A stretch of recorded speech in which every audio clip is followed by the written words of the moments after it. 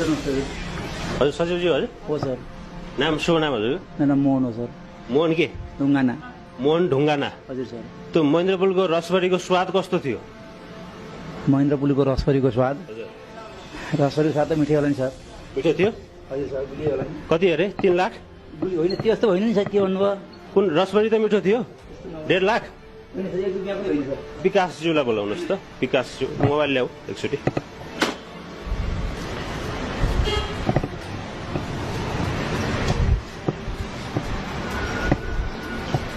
Sir यो विषयमा सरलाई जन्म दर्तालाई कति चाहिएको?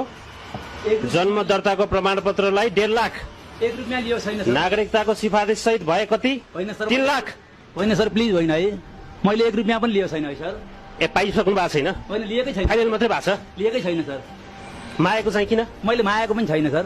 नागरिकताको सिफारिस सहित भए 3 लाख, नत्र अहिले जन्म दर्ता 1.5 लाखमा लिएर जाऊ भनेर भनेको रेकर्ड देखाउँ तपाईँलाई?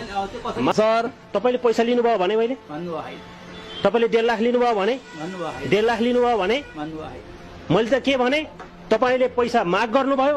पैसा माग गर्नलाई तपाईँले बारम्बार डिल गर्नलाई मारवाडीसम्म 3-4 घण्टा बस्नुभयो। घरमा समेत खाजा प्याकिङ गरेर लैदिनको लागि 3100 को बिल तिराउनु भयो। 3 लाख रुपियाँमा डिल भयो। 3 लाख रुपियाँ मसँग छैन, त्यत्रो पैसा सक्दिनँ भनेर बारम्बार तपाईँलाई फोन गर्नुभयो। त्यो तपाईँले जान्ने कुरा हो।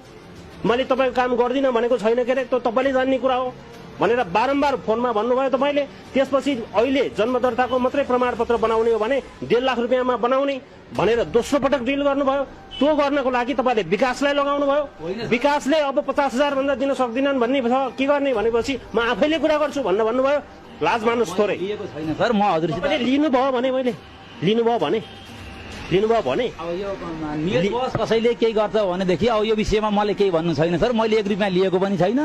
1 रुपियाँमा उहाँको कुनै विषयमा डिल पनि गरेको छैन। उहाँका कागजपत्र पनि हजुरहरूले हेर्न सक्नुहुन्छ।